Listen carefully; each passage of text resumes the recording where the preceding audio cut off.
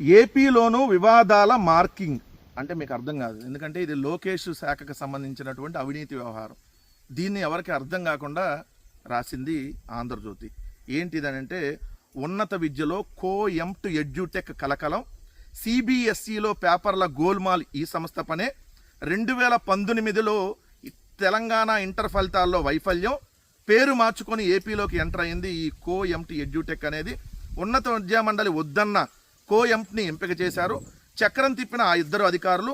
పాలిటెక్నిక్లో పునఃమూల్యాంకానికి నిర్ణయం, on screening marking పేరిట ప్రక్రియ అస్తవ్యస్తం అని చెప్పి ఏదైతే ఈ ఒక సంస్థ గురించి రాసింది. ఏంటిదంటే రాష్ట్రంలో యూనివర్సిటీల పరిధిలోని ఉన్నత విద్యా కోర్సుల పరీక్షలన్నీ డిజిటల్ చేయాలని చెప్పి ప్రభుత్వం నిర్ణయించింది.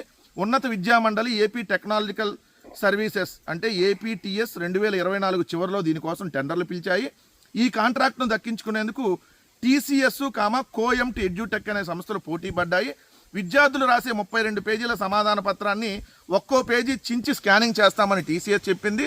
అలా చించకుండా బుక్లెట్ను యథావిధంగా ఉంచి స్కానింగ్ చేస్తామని చెప్పడంతో కోఎంట్ను ఎంపిక చేశారు. ఆ కంపెనీకి నేరుగా ఏపీటీఎస్ఏ వర్క్ ఆర్డర్ ఇచ్చింది. ఆ తర్వాత ఉన్నత విద్యామండలితో ఎంఓయూ చేసుకోవాలి. ఈ దశలో కొందరు అధికారులు మారిపోవడంతో ఆ కంపెనీ మంచిది కాదని, గతంలో ఆరోపణలు ఉన్నాయని, పైగా సాంకేతిక అర్హతల విషయంలో లోపాలున్నాయనేటటువంటి కారణాలతో మండల అధికారులు ఆ కంపెనీతో ఒప్పందానికి నిరాకరించారు. అయితే ఏపీటీఎస్ ఇచ్చిన వర్క్ ఆర్డర్తో కోఎంట్ సంస్థ నేరుగా వర్సిటీల చుట్టూ తిరిగి కొన్ని వర్సిటీలను ఒప్పించి కాంట్రాక్ట్ తీసుకుంది.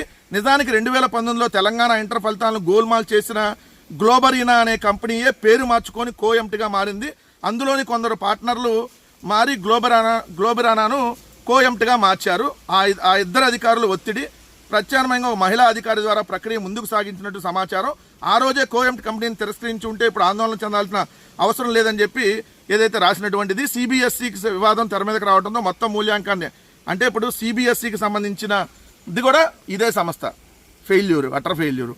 తెలంగాణలో అంతకుముందు ఇంటర్ ఫలితాలకు సంబంధించినటువంటి దాంట్లో వైఫల్యం. అప్పుడు దాదాపుగా 20 మంది విద్యార్థులు ఆత్మహత్య చేసుకున్నారు ఈ కంపెనీ వల్ల. మరి అదే కంపెనీని అలాంటి ఏదైతే అడ్డగోలుగా అవినీతికి పాల్పడేటటువంటి అక్రమాలు చేసేటటువంటి దేనికి పనికిరానటువంటి ఆ కంపెనీని ఈరోజు మరి లోకేష్ గారు తన శాఖకు సంబంధించి ఎలా దానికి వర్క్ ఇచ్చారో ఖచ్చితంగా చెప్పాలి. ఉన్నతాధికారులు వద్దన్న, ఉన్నత విద్యామండలి వద్దన్న ఒక ఇద్దరు అధికారులు చక్రం తిప్పి మరి లోకేష్ ద్వారా వీళ్ళకి ఇచ్చారా? తక్షణమే వీళ్ళని రద్దు చేయాలి. రద్దు చేయకపోతే లక్షలాది మంది విద్యార్థుల జీవితాలు ప్రమాదంలోకి పడతాయి. అనేక మంది ఆత్మహత్యలకు కారణం మరోసారి కాకూడదంటే ఈ కంపెనీని పక్కన పెట్టాలని చెప్పి